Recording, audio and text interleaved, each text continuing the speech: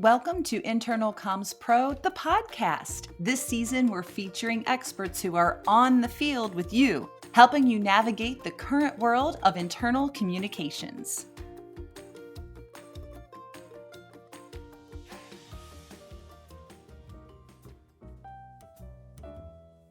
The Great Resignation. It's a phrase you're probably all too familiar with. The U.S.'s resignation rate saw a 20-year high in 2021, and it doesn't look like things are slowing down. It's possible your company has already experienced this Great Resignation to some degree, be it employees quitting their jobs or hearing whispers of leaving throughout your office. The question that's at the top of everyone's mind is, how can we slow this down? Our guest for today is Mark Herschberg, professional development teacher at MIT and the author of the Career Toolkit.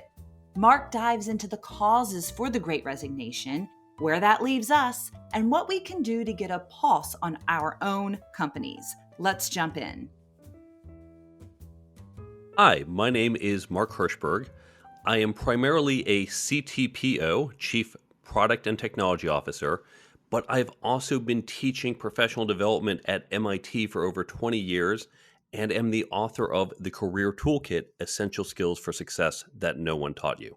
Well, I cannot wait to dive into our topic today. We are talking about the Great Resignation, and with your wonderful background, I can't wait to pull in all the different walks of life that you've had to give our listeners some insight on this topic and how it's impacting them. Again, talk to us a little bit. You said you were an MIT instructor, and tell me again what you teach there. We created a program over 20 years ago, recognizing that there were a number of skills that companies want that are just not being taught. Leadership, communication, team building, negotiating, networking, all these skills we've heard about. We know they're important, but no one actually stops to teach these to people. And after getting this feedback, we put together a program often referred to as the Career Success Accelerator. I got involved early on. I helped design some of the modules based on some other work that I had done. And then they asked me to teach alongside many of the professors we have. So there's I and other people who are practitioners, as well as the academics and researchers. And together we've been trying to promote these skills across our community at MIT. And more recently, I wanted to expand that and reach more people, which is why I've been doing the talks and now, of course, the book. I have been doing tech startups since I graduated back in the 90s during the dot-com era. Now, early on, I recognized I wanted to get into management. I wanted to be a leader. And so put myself on a path to be a CTO, a Chief Technology Officer. CTPO is a more common thing recently where we recognize those two groups go together. But I put myself on that path. And in fact, doing so is where I realized I needed these other skills. It wasn't just about my engineering skills to become a CTO. I had to develop these other skills in myself. And it was in that process I realized those skills are not just for executives. They are for everyone. So I began to upskill my team and create my own development programs. We didn't have great podcasts like this that we could turn to back then. So I was making it up as I went. And that's what ultimately got me connected to MIT to help create that program. So I've had this great dual career helping tech startups grow, helping Fortune 500s who want to innovate and play startup, but then also teaching and speaking. Oh, I cannot wait to dive into all three of the hats that you wear. They're all three that our listeners are greatly going to benefit from today. Talk to me again. We're going to be getting into this big topic everybody's talking about the Great Resignation, just so we can level set with our listeners. What is exactly the Great Resignation? And what is going on at this point in time? What's the latest with it? Give us some backstory here. What we've seen in the past year or so, now we're recording this in spring of 2022. What we saw in 2021 was the largest resignation of people from their jobs in recent history, possibly in any history. I didn't go back that far, but there was a massive spike in the number of people leaving their jobs. Some of that came from just pent up change During the early parts of COVID, people said, this is crazy. We don't know what's happening. Now is not the time to switch jobs. When you think back to what life was like back in 2020, we were all trying to figure out what's the next shoe to drop. So a lot of people held off on some resignations. Some of that just got pent up and all came out last year once we started to get vaccinated, once things felt like they were beginning to return to normal. But then we have a second effect where people said, I'm madder than hell and I'm not going to take it anymore. People got fed up with their jobs.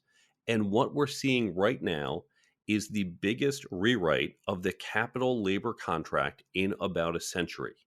It is no longer that people are simply saying, okay, I show up and if you pay me enough money, I'll keep working. And yes, money is a part of it. We have seen inflationary pressures and people are feeling that and so want to get more money, which often you can do better by changing jobs. But we're also seeing this sea change of people saying it's not just about money.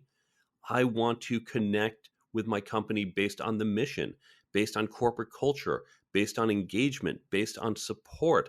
I want more than just a paycheck to feel like this is where I want to be.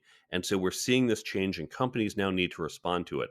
While the bulk of the resignations have passed, we've passed that peak and we're on the tail end, we're going to see echoes of this for years to come. And again, if you're listening to this, that is one of the best lines. The rewrite of the capital labor contract in history, the biggest rewrite, if I got that right.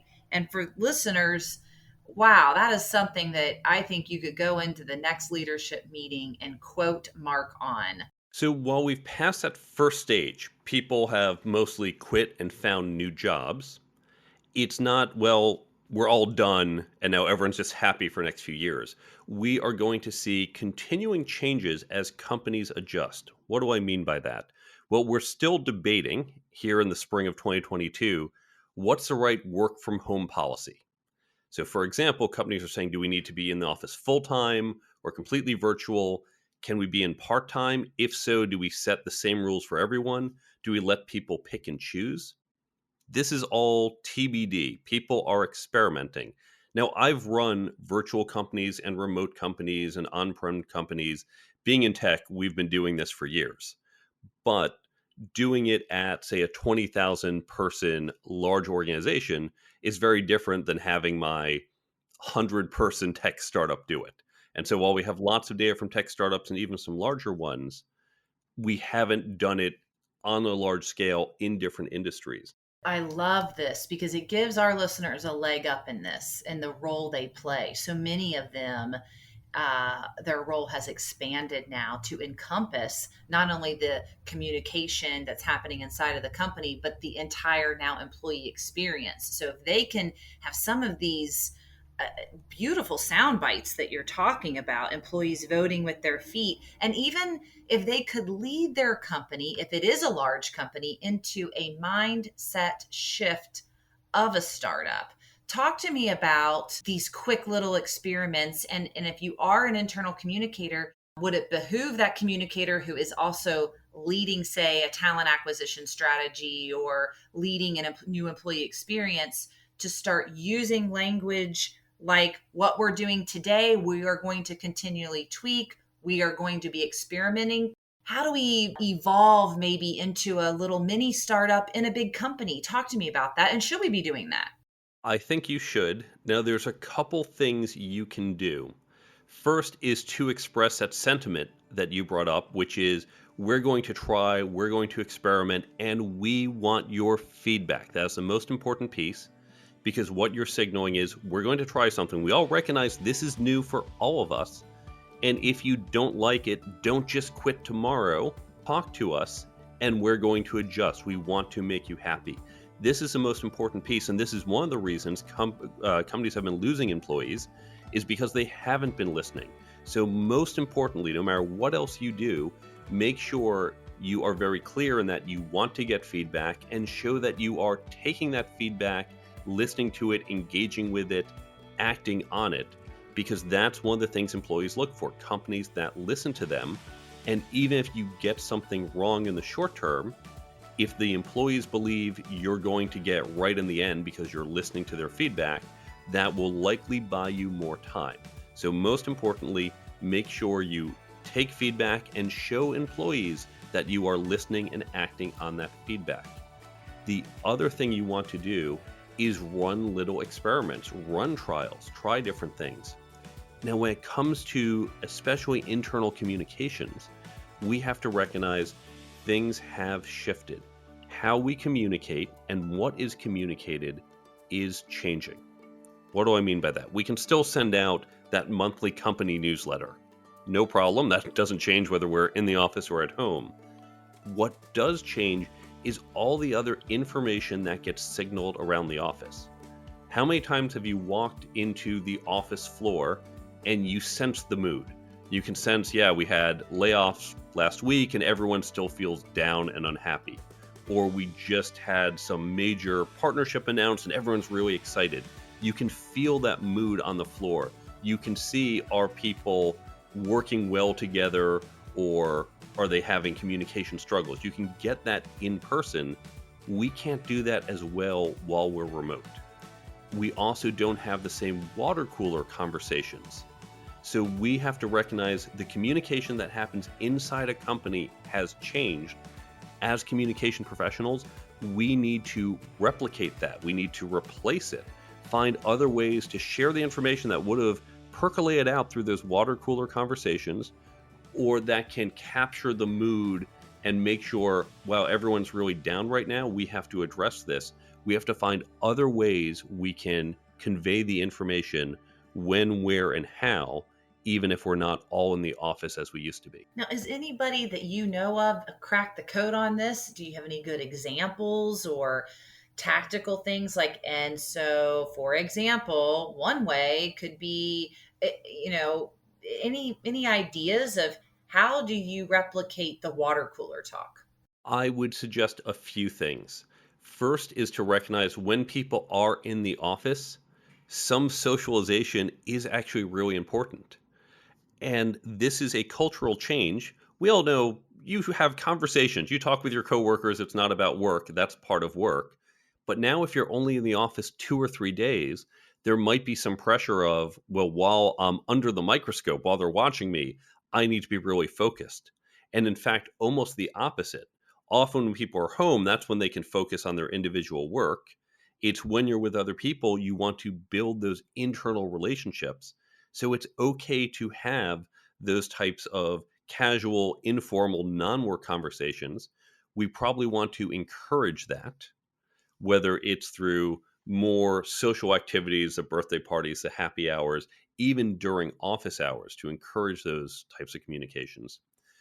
Recognize that when we communicate big information, if I have to speak to my team of 100 people and I'm in a room, I get that real time feedback. I can sense, how are people reacting to it? Do I see smiles and nods? Do I see frowns? Do I see confusion? You can't do that as easily with that Brady Bunch screen doing it through Zoom. Or if you're half in the office, half remote, you're just not going to connect as well. But sometimes you might say, look, we have to have this conversation today, and some people are remote, or this is a remote day. In that case, you want to have smaller follow-ups. You've communicated the information in that one to many, that one direction. Make sure you get that reverse direction. So have smaller conversations with employees, whether it's in person or whether you do small, let's say a Zoom group of 4 or 5 people where you can see all the faces, where everyone can feel, well, my voice can be heard in a small group. It's a lot more work for us as leaders, but we're going to get that feedback in a way that we might not have otherwise gotten. Do you think it would behoove some of our internal communicators and listeners to even do a re-entry training so that we can now make it okay that when you come into the office, make sure you budget as part of your day to have these connection points and this socialization time? If it wasn't okay before, if that was like an unspoken rule before, is this an opportunity again for the internal communicator to point some of these things out? That is a perfect thing to do. Now, for years, I have argued we have gotten corporate culture nearly completely wrong. If you ask people about the corporate culture, typically they're going to point to the 7 principles up on the website about who we are, and it's customer value and always saying yes to a customer, whatever those values are.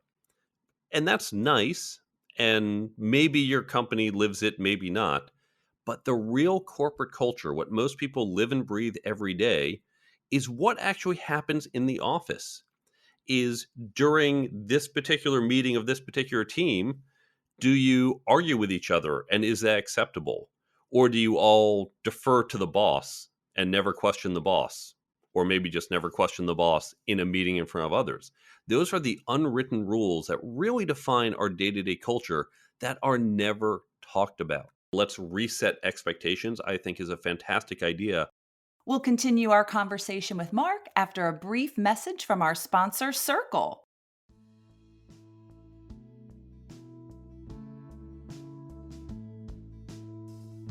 We all know there's a large shift happening where employees are trading their cubicles for kitchen tables. There's a big question that we're all trying to solve. How can we keep our remote workforce truly engaged and informed? Well, our sponsor, Circle, has developed the Broadcast Suite to help internal communicators send the right message at the right time. Through intelligent cross-channel, Broadcast curates a connected experience for each employee across their most valuable channels: email, SharePoint, Teams. There's even an option to launch an employee mobile app. Head over to circle.com/ICP. That's CERKL.com/ICP to learn how the Broadcast Suite engages deskless workers worldwide. Welcome back. We continue our conversation with Mark on ways to prevent the employee resignation, which can include developing a plan and getting leadership to buy into it. Let's jump back in. So many of our listeners, are not quote unquote in the C-suite, right? And so many of our listeners see things and they want to do things and they are leaders, but in their minds, they don't feel as if they have agency. Talk to me about you mentioned, hey, get data, which I think is a big tool to have in your toolkit. But with your classes, you instructing folks on these skills of leadership and negotiation, and particularly with you having kind of a tech background, also so many of our listeners have to work with their CTOs and struggle at times to get software bought or to make purchases. It's always a no or what have you. So knowing kind of where the listener's coming from, do you have any tips or advice on what's the biggest blind spot of someone that is in a position of an internal communicator, not a C-suite, not a tech person, quote unquote? What skills or what's the fastest way that they can get that agency and be perceived as a leader? Any class that you've spoken on this particular piece? Well, this is chapter 1 of my book. It's about career planning, how to create and execute a career plan. And in short, what you want to do is look at that future job. When I looked at being a CTO, I said, okay, there are certain things I have to do. A CTO needs to know how to communicate effectively, not just to engineers, but other people. So at some point, I need to develop better communication skills. A CTO will negotiate with vendors. I need to learn negotiation skills. Now, some of those are binary. Okay, I need to get better at negotiations. But then others might be more step functions. If I'm going to run a team of 80 people, no one today is going to say, well, Mark, you haven't run any teams before, but hey, I like your smile, so we'll put you in charge of 80 people. How do they trust me to run 80 people? Well, they've seen I've run a team of, say, 50 people before. Okay, 80 is not that different from 50. How do they know I can run a team of 50? Well, they saw me run a team of 30 at my prior company. And so I recognize there are certain step functions. You, again, being an instructor, having now this leadership insight, and being a technology officer, when you've seen, again, our audience, folks that have our role, maybe perhaps come to you and want to purchase software or want to do something, and the sentiment from, the engineer is, oh, we can't do that, or whatever it might be. With the seat that you now sit in, what essential skill do you think the internal communicator needs that no one taught them? Well, there's 10 of them in the book, but in this particular case, I would link it back to chapter 2 and 7, working effectively in communication. So, on the latter piece, when communicating, of course, you want to speak the language of the person to whom you're communicating. So, you want to recognize what would be the way that CTO thinks about this, and how can you communicate it in a way that relates to her needs, to her modeling, to how she thinks about the world. That's how you want to communicate your need and why this makes sense. From chapter 2, working effectively, this is a mistake I see a lot of mid-level people make. We focus on our particular domain, and that's typically our functional area. Most people can't really tell you what other people in the other parts of the organization do. Ask yourself, what does your finance team do, or accounting team? You might say, oh, well, they, I think, maybe run payroll and they collect checks from our customers and send out checks to our vendors. Okay, great. That's kind of top level. That's like saying marketing runs the website. But what more do they do? How do they deliver value to the company? What are the risks? What keeps them up at night? What are their challenges? What are ways you can help with those challenges? Because the finance team might also be involved in getting credit or extending credit to your customers or raising money or preparing for an IPO. They might be doing all sorts of other functions that are important to the company that we don't think about. And in fact, all of us do that. If other people were asked, what do you do? They might say, oh, yeah, the internal comms team, they send that monthly newsletter. Okay, you do, but is that all you do? Of course not. There's more, but we only see the top of the iceberg. We only see that most visible part. And so we don't understand what's below the surface in all these other functional areas. Once you understand that, you can then try to align what you're trying to do to the needs of these other teams by knowing what those needs are, the real needs, not just what's above the waterline. Well, and speaking of you worrying about your tech talent, how are you attracting that talent? How do you prevent them from migrating? And not only the tech folks, but other people in the company. Give us some insight into that. Employees want to develop. They don't just want to do the same job over and over. They want to grow. What you can do is create small teams. I recommend about 6 to 8 people, but you can scale it up and there's ways to do it larger. And you want to take some content. Now, yes, you can use my book for it, but if you don't want to use my book, you can use other books, you can use articles, videos, you can use a great podcast like this one. And what the team will do is they'll read a few pages of the book or they'll listen to an episode of this podcast and then have a discussion. They'll talk about these ideas because these are not one and done ideas. This isn't like learning how you submit a expense report. Okay, learned it, got it, done. When you're talking about leadership, when you're talking about communicating, when you're talking about building teams, these are complex, subtle skills. And that discussion part, that's where you really learn. By creating these teams, you're doing a couple things. One, you are engaging your employees. You're showing we care about your development, and employees like that. Second, you are upskilling your employees. Companies like that. Your team is now becoming more effective. You are also fostering internal relationships because now you're meeting with people. These teams should not just be everyone from one department here, from another department there. You want to mix it up. And so you build those relationships across departments. That is so important. And finally, you are building a common language. If, for example, the book you picked was good to great, there's a model there. They talk about the hedgehog model. Well, if everyone has read that book, you can say during a meeting, oh, well, why don't we think about using the hedgehog model?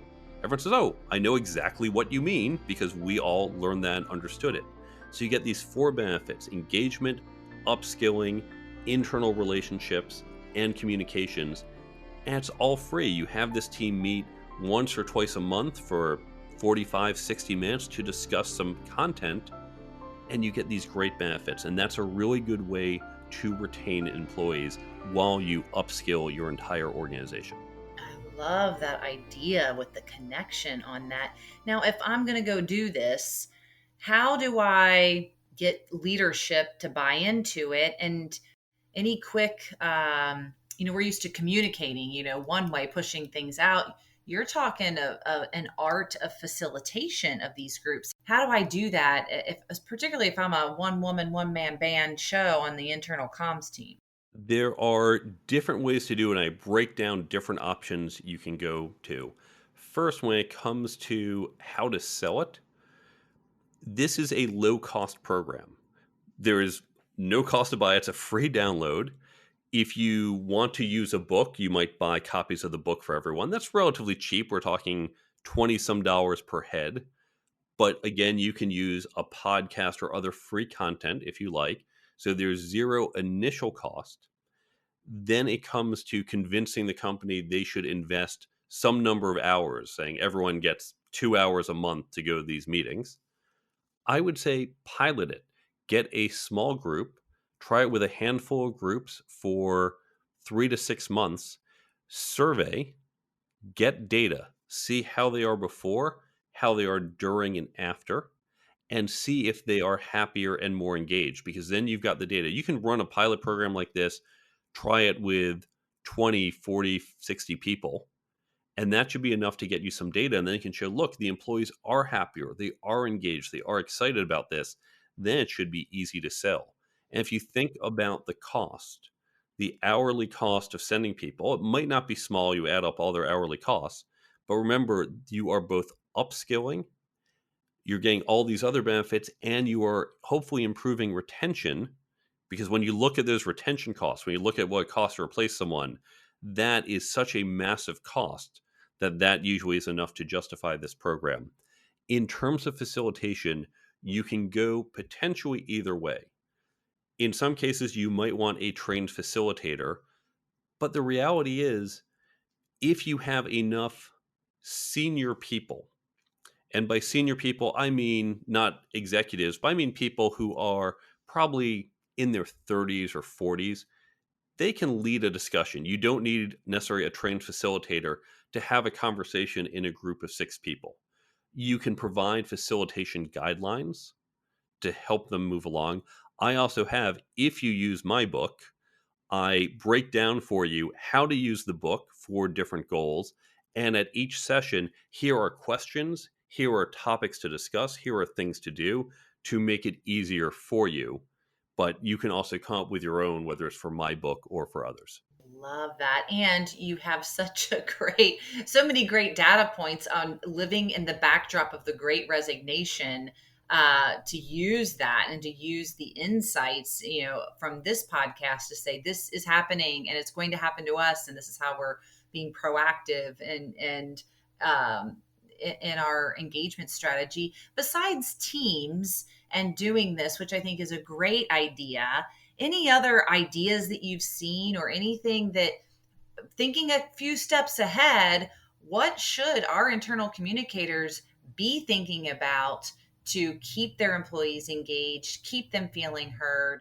I would say recognize that people have different experiences and perspectives. When you think about what you're going to send out, I keep coming back to the newsletter, just it's a kind of basic example we can all relate to. And obviously, we do many other things than that in internal communications. But you think about, here's this month's newsletter. You're probably having a couple discussions with a few different people about what's going into it. And you've talked about the topic, and you've talked about messaging, why we're spinning off this division or doing this partnership. You've been talking about it for a couple hours, thinking about it before that message comes out. So you really know about whatever this new initiative or change is. To the employee, they might glance at for 30 seconds between meetings, and that was their entire engagement with this important information. So we have to recognize how we get information, particularly in the communication field, is very different than how others do. And we need to make sure the communications are effective for them. Often that means it's not a one-off communication. You need to repeat the message at different times and different ways. Obviously, we have to balance that with You don't want to annoy people who did read the newsletter or got the message however you first conveyed it in the town hall, however. They're saying, okay, yeah, I got this. Why are you repeating it? Now, you say it so often, I'm just going to tune you out, and that's going to tune out in the future. We have to recognize that there's a spectrum of how people engage with the information, but we are in a very unique position on that spectrum. And we have to always keep in mind our customer in terms of how we design our communications. The Great Resignation is something that is still happening, and we cannot afford to ignore it. As daunting as it may be, facing this head-on will not only help your company, but will boost your professional credibility in the long run. We had such a great chat with Mark, but we're not done yet discussing the Great Resignation. Tune in next week as our new guest gives us her own experience and advice. A huge thank you to Mark Herschberg for being a guest on the show. If you'd like to learn more about the Career Toolkit, you can find that information on our corresponding blog post. Internal Comms Pro, the podcast, is produced by the Internal Comms Pro Collective and proudly supported by the Circle Broadcast Suite, an entire suite built for internal communicators. Learn more at circle.com. And don't forget to visit www.internalcommspro.com/show notes for our free resource guides. Thank you for listening.